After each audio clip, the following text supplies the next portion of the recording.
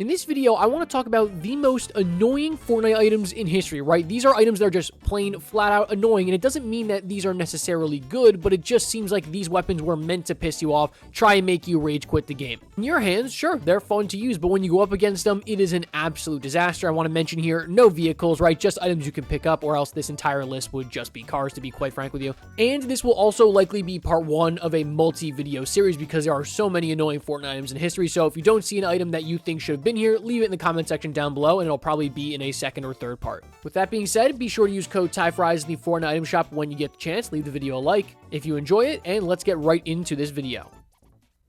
We've got to start off with an obvious one here, and for me, that is War Machine's hover jets from Chapter 5, Season 4, right? There's a reason why I call this season Mosquito Shooting Simulator, because that's what it is. You are literally shooting mosquitoes out of the air that are able to dash in any direction instantly, right? It's not a slow dash either, it's a quick dash. They can fly super high above you, they can use it in a box fight, they can use it as mobility. Don't even get me started on trying to fight somebody who has the hover jets and you don't. It's a disaster, right? And it's so funny to go back and watch Chapter 5, Season 4 gameplay, and you just watch two people just flying around each other in the air for 30 seconds to a minute trying to kill each other, and they can't because it's so hard to aim. It's just so difficult to hit somebody who is flying around with these hover jets. There are a few items in Fortnite history I hope will never return, and this is one of them, right? Like, keep the plain old jetpack, right? It kind of sucks. Nobody really uses it anyways, but please do not bring back the hover jets or it's going to be an absolute disaster, especially if you were playing against somebody who was really good with the hover jets and knew how to use it effectively. You were done for. You were not going to kill them, and that's not an exaggeration either. Like, if you played Chapter 5 Season 4, you know exactly what I'm talking about. This item, for me, was like one of the top items that had to be on this list. I could not leave it off. Another item that had to be on this list, no exceptions, was one of the first things I thought about when I made this list was Storm Beast pom-poms from Chapter 6 Season 3. And really, I think you could dedicate this spot to any spammy melee weapon, right? I don't want this entire list to be, let's say, melee weapons, right? So think about Nitro Fist, maybe even the Typhoon Blade and the Magneto Gauntlets, even though, right, I know Magneto Gauntlets are not technically a melee item, but they are annoying to go up against. But for me, personally, Storm Beast pom-poms are one of the most annoying items that have ever been in this game. If they were not in Chapter 6 Season 3, I feel like I would have enjoyed this season a lot more. Look, I know people are going to say, just get in a car, create some distance, and you can kill them, right? When you're going up against a team of 4 and all of them have the pom-poms, good luck, right? You cannot stop it. You're just instantly going to die. And that's not a good feeling, right? Going up against an item where, you know, before the fight even starts, if they pull it out, you're probably going to lose. Again, I know there's going to be comments, people saying, oh, it's really not that overpowered, right? You just create some distance and it's pretty easy to kill them. But at the same time, I just feel like it's not going to be a hot take to put it on this list. And you're going to see a lot of people agree with me that Storm Beast pom-poms were an absolute nightmare in Chapter 6 Season 3. There's a reason why they were re-enabled and disabled and re-enabled again. They couldn't get them right. And yeah, if you played Chapter 6 Season 3, which most of you watching this video probably did, you will agree with this pick, I think. As you guys know, with all my videos, I try and throw a wildcard pick in there, maybe something that you won't see coming, and for me, I'm going to put just the regular damage trap here. The damage trap being able to instantly zap and kill anybody inside a box for 150 damage is unreal. Like, when I go back and play OG and I use a trap on somebody, I'm like, oh my god, 150 damage. Like, that's a huge amount of damage. Now, I know there's the other side of the spectrum where there's people that will agree, right? Like, if you have the quick thinking and you have the intuition to be able to trap somebody in a box, then place a trap, then close the edit, or, you know, do something fancy like that, well, then the trap actually takes skill and you deserve to have that 150 damage on your opponent. But there is an obvious reason why this thing got nerfed from doing 150 damage down to 75 back in the day, right? Because it's just not a good feeling to have somebody place something in your box and then get absolutely incinerated. They don't even have to shoot at you. They don't even have to do anything else besides place a singular piece on one of your walls. And that's it, right? Your game is essentially over, right? At least if you get hit for 150 by a sniper rifle, right? You know, okay, it takes skill to use most snipers. But with a trap, let's be honest, I think we can all agree it doesn't really take that much skill to effectively place a trap on somebody, especially in nowadays. And yeah, again, there's a reason why it got nerfed. It was super annoying to go up against and borderline overpowered, I would argue.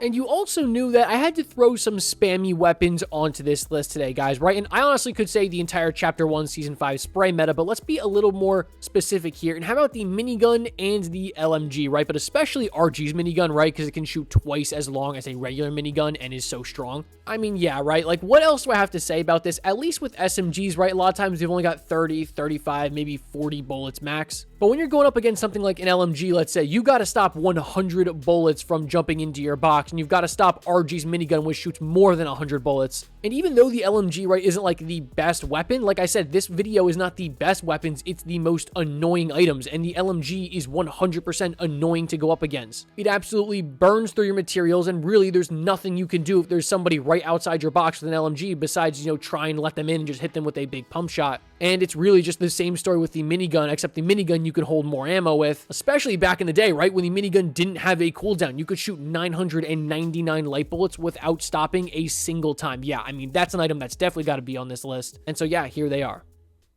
Next, I've got a pick that I know is going to upset some people, especially the zero build players, and it's going to be auto shotguns, right? Automatic shotguns are so frustrating to die to, and it's like, okay, if you die to like a ranger shotgun, right, you could be like, oh, okay, this person has some skill, right? This is a skillful shotgun to use. Or even a double barrel, right? You die to a double barrel, yeah, it sucks to get hit for, double 150s at close range, but, that's the risk of using a double barrel shotgun. They're not easy weapons to use. Or at least if you die to a pump shotgun, right? It's like a little bit more of a skillful weapon. But then when you die to Oscar's Frenzy Auto Shotgun in Chapter 5, Season 1, or you die to a drum shotgun, or you die to the Gatekeeper shotgun. I know the Gatekeeper's not technically automatic, but it's another weapon that I kind of group together with those other auto shotguns. Or you die to the Heisted Accelerant shotgun, right? It's almost like there's nothing you can do, especially when they're so overpowered, like in Chapter 5, Season 1 with the Frenzy Auto Shotgun, where it's like they've got 12 bullets. The mythic version can 2-tap you in zero build, and all they do is just spam at your walls, jump inside your box. They just absolutely barrel stuff you with 12 rounds, and even if you hit a big pump shot, there's nothing you can do to stop them. I think some people on the other side of the spectrum would also argue that it's just as annoying being one-tapped for 200 to the face by a pump shotgun. Obviously, you can't do that anymore, but with certain weapons, you could. I also want to say that I can see that argument too. Getting 200 pumped to the head is incredibly frustrating. There's a reason why it doesn't really exist anymore, besides like super, super high rarity weapons. But let's be honest, you would be lying to me if you said you were not annoyed when somebody with a 12-round drum shotgun jumped into your box and just gunned you down.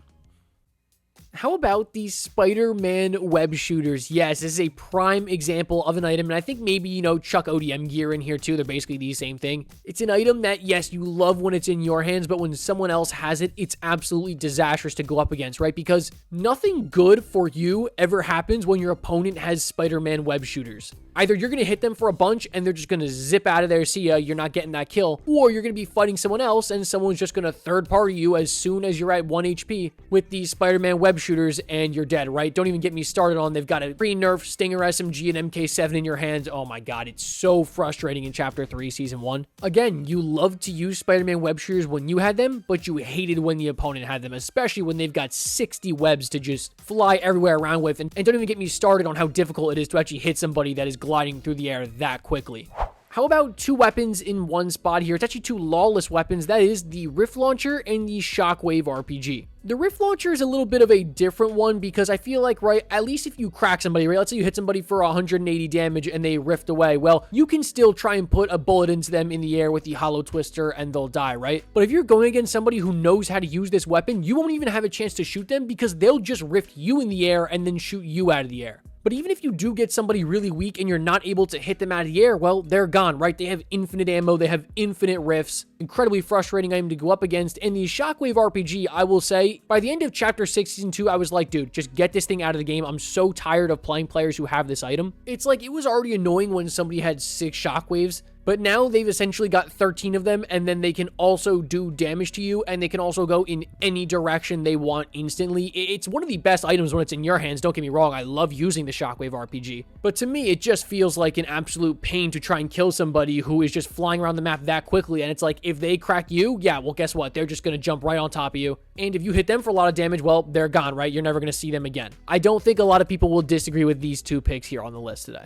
But let's switch it up a little bit and talk about a healing item, right? What in your head is the most annoying healing item for an opponent to have? And for me, that is the legendary Slurp Juice. Yeah, okay, you could say Lil Whip Special Serve because it gives you instantly 100 shield and 100 health, but that item was much more rare than the legendary Slurp Juice was, and the legendary Slurp Juice was honestly everywhere for, that mid part of Chapter 4, so I feel like it's more fair to talk about this item, and it's one of those things where it's just like, you're basically fighting two people, right? If it's a 1v1, you're basically fighting a 2v1. because it doesn't matter how much damage you hit them for, as long as they have that slurp going, they are going to get it all back instantly. There's a reason why, guys, it's one of the best healing items of all time, easily inside the top 3. Because if you have it in your hands, right, you get hit to 1 HP, you take the legendary slurp juice, and you're able to fend somebody off just for 2 or 3 seconds, you are almost going to be back up to full, right? That is how strong this item is. Not to mention, most players had multiple of these, right? These things were everywhere, and you could stack 2 of them. So you get hit for a ton of damage, pop another slurp juice. You get hit for a ton of damage again, pop another slurp juice.